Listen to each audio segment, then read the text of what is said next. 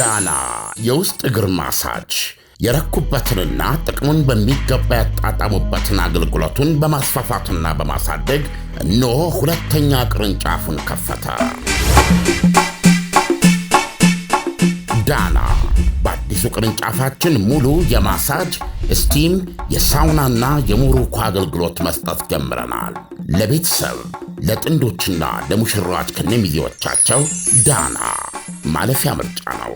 ዳና ቁጥር 1 ብስራት ገብርኤል አፍሪካ ህንፃ 3ኛ ፎቅ። አዲሱ ቅርንጫፋችን ቡልጋሪያ ማዞሪያ በግዙፉ ድሪም አፓርትመንት። ዳና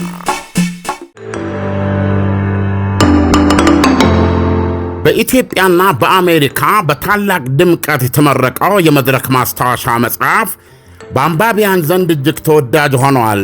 በመላው ዓለም ለምትገኙ አንባቢያን መጽሐፉን ከአማዞንና ከሉሉ ዌብሳይት ላይ ማዘዝ ይችላሉ። ለዲኤምቪ ነዋሪዎች በአቅራቢያቸው አመቻችተናል።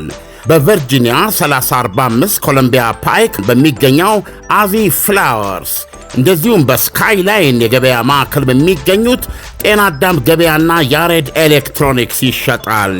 በዋሽንግተን ዲሲ በላሊበላ ሬስቶራንትና በዩ ስትሪት በሚገኘው በኢትዮጵያ ኬተሪ፣ በሜሪላንድ በሲልቨር ስፕሪንግ በቲጂ ጀውለሪና በሸገር ስፕሪንግ ካፌ ይገኛል።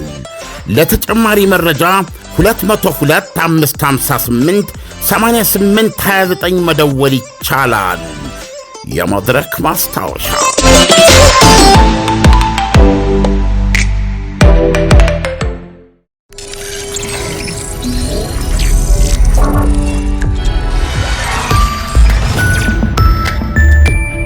ይህ አዋዜ ነው።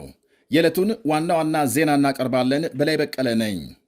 የመንግስታቱ ድርጅት ጸጥታው ጥበቃ ምክር ቤት በእስራኤል የሶማሌላንድ ዕውቅና ላይ አስቸኳይ ስብሰባ መጥራቱ ተነገረ።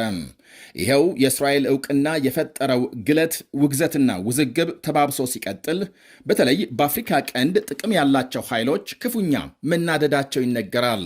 ከመንግስታቱ ድርጅት 193 አባል ሀገራት መካከል ለሶማሌላንድ ዕውቅና የሰጠች ብቸኛዋ ሀገር እስራኤል የሶማሊያን ሉዓላዊነትና የግዛት አንድነት የመድፈር ወንጀል ፈጽማለች በሚል ከዋነኛ ጠላቷም ኢራን ስልታዊ አጋር እስከምትባለው ግብፅና ሌሎች ሀገሮች ከአፍሪካ ህብረት እስከ አረብ ሊግና አውሮፓ ህብረት ድረስ ውግዘትና እርግማን እየተቀበለች ነው ይላሉ የተለያዩ ዘገቦች። በነገው ዕለት የምክር ቤቱ ስብሰባም ትችትና ውግዘቱ ይቀጥላል ተብሎ ይጠበቃል። በተባበሩት መንግስታት የእስራኤል አምባሳደር ዳኒ ዳነን ሀገራቸው በኃላፊነት መንፈስ እንደምትንቀሳቀስና ለቀጠናዊ መረጋጋት አስተዋጽኦ ከሚያደርጉ አጋሮቿ ጋር መተባበሯን ትቀጥላለች ብለዋል። የአውሮፓ ህብረት የፌዴራል ሪፐብሊክ ሶማሊያን ሉዓላዊነት ማክበር ለመላው አፍሪካ ቀንድ መረጋጋት ወሳኝ መሆኑን ገልጧል።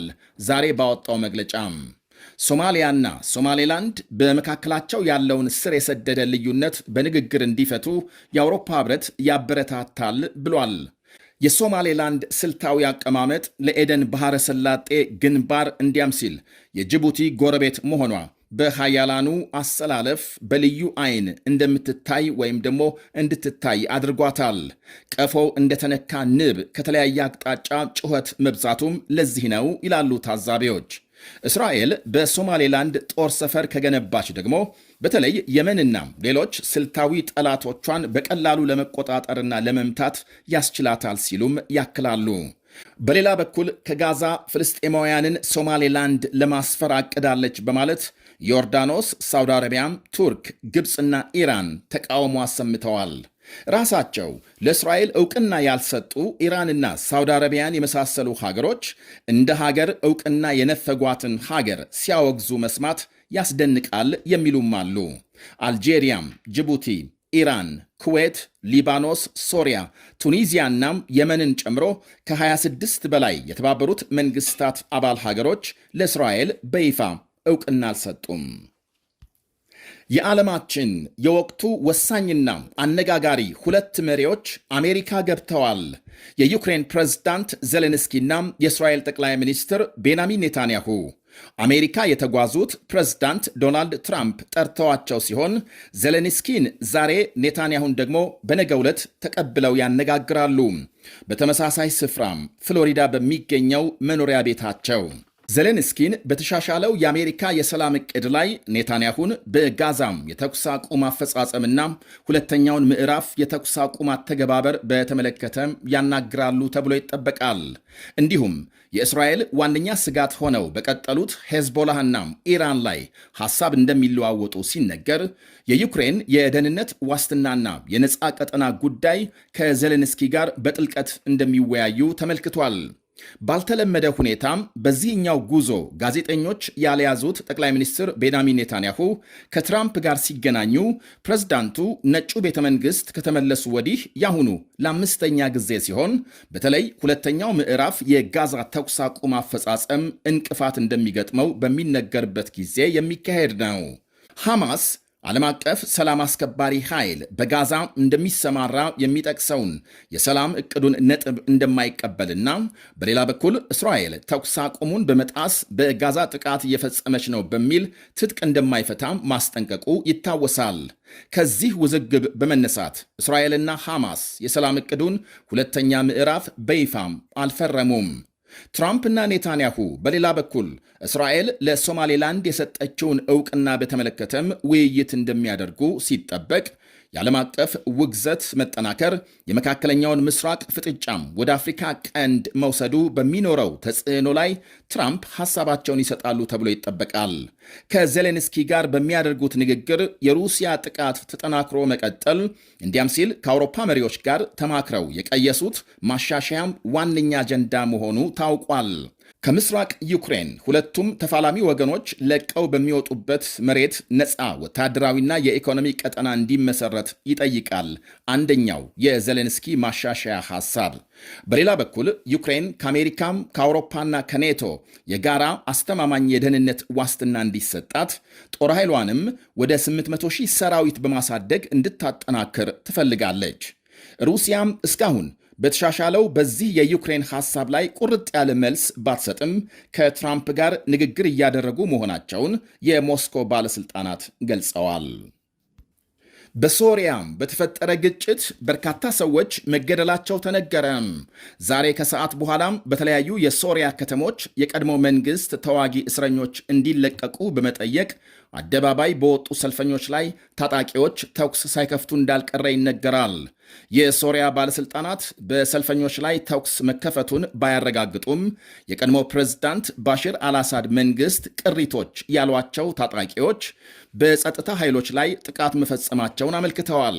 ሌሎች ዘገቦች ደግሞ በሰልፈኞች መካከል በተፈጠረ ግጭት ማንነታቸው ያልታወቀ ሰዎች የእጅ ቦምብ መወርወራቸውንናም የጸጥታ ኃይሎች ግጭቱን ለማስቆም ወደ ሰማይ እየተኮሱ እንደነበር ገልጸዋል።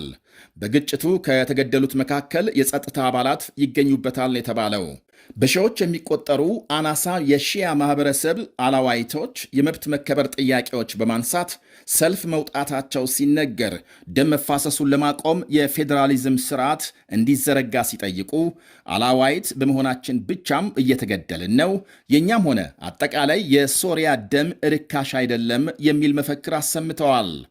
ልክ እንደና አሜሪካም ጀርመንና እንደ ሌሎች ሀገሮች ፌዴራሊዝም እንዲዘረጋም እንፈልጋለን ብለዋል። ከሶሪያ ሌላ በቱርክና በሊባኖስ የሚኖሩት አላዋይቶች በውጭ ያሉ መሪያቸውን የሼክ ጋዛሃልን ፎቶግራፍ ይዘው በታዩበት በዚህ ሰልፍ በእስር ላይ የሚገኙ ወንድሞቻቸው እንዲለቀቁ ጠይቀዋል። ባለፈው መጋቢት በተነሳ ብጥብጥ አብዛኞቹ የአላዋይት አባላት የሚገኙበት በመቶዎች የሚቆጠሩ ሰዎች መገደላቸው ይታወሳል። የአልአሳድ ታማኞች በጸጥታ ኃይሎች ላይ ጥቃት መፈጸማቸውን ተከትሎ የቀድሞ ፕሬዝዳንት ባሽር አልአሳድ ከስልጣን ተገፍትረው ከወረዱ በኋላም ሸሽተው ሩሲያ መግባታቸው ይታወሳል። በኢራን በሞት የሚቀጡ ሰዎች ቁጥር እየጨመረ መሆኑ ተሰማም። ካለፈው የፈረንጆች ዓመት ጀምሮ ዘንድሮ በሞት የተቀጡ ሰዎች ቁጥር በእጥፍ መጨመሩን መቀመጫቸውን ኖርዌይ ያደረጉ አንድ የኢራን ሰብአዊ መብቶች ቡድን አባላት ገልጠዋል። በተያዘው የፈረንጆች ዓመት እስከ ህዳር መጨረሻ በጥቂቱ 1500 ሰዎች በሞት የተቀጡ መሆናቸውን ያረጋገጠ ሲሆን ከዚያም በኋላም በርካታ ሰዎች ሞት የተፈረደባቸው እንዳሉ አመልክቷል። ባለፈው ዓመት ከ900 በላይ የሞት ፍርድ የተፈጸመ መሆኑን ያመለከተው ቡድኑ ቁጥሩ ከዚያም በላይ ሊጨምር እንደሚችል ገልጧል። የኢራን መንግሥት ግን በጣም አደገኛ ወንጀል የፈጸሙትን ካልሆነ በቀር የሞት ፍርድ ተፈጻሚ እንደማያደርግ ተከላክሏል።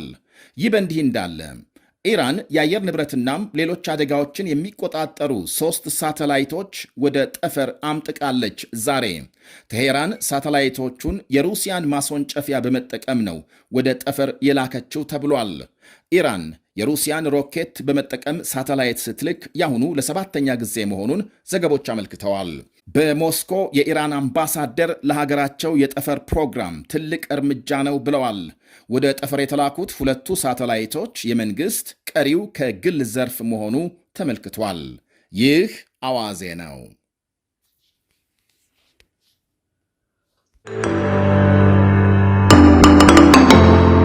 በኢትዮጵያና በአሜሪካ በታላቅ ድምቀት የተመረቀው የመድረክ ማስታወሻ መጽሐፍ በአንባቢያን ዘንድ እጅግ ተወዳጅ ሆኗል። በመላው ዓለም ለምትገኙ አንባቢያን መጽሐፉን ከአማዞንና ከሉሉ ዌብሳይት ላይ ማዘዝ ይችላሉ። ለዲኤምቪ ነዋሪዎች በአቅራቢያቸው አመቻችተናል።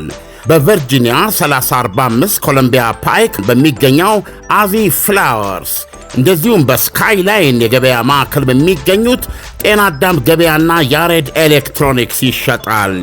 በዋሽንግተን ዲሲ በላሊበላ ሬስቶራንትና በዩ ስትሪት በሚገኘው በኢትዮጵያ ኬተሪ፣ በሜሪላንድ በሲልቨር ስፕሪንግ በቲጂ ጀውለሪና በሸገር ስፕሪንግ ካፌ ይገኛል።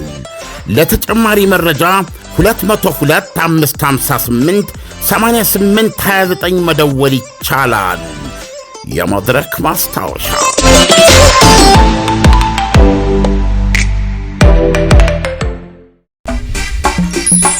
ዳና የውስጥ እግር ማሳጅ የረኩበትንና ጥቅሙን በሚገባ ያጣጣሙበትን አገልግሎቱን በማስፋፋትና በማሳደግ እነሆ 2ኛ ቅርንጫፉን ከፈተ።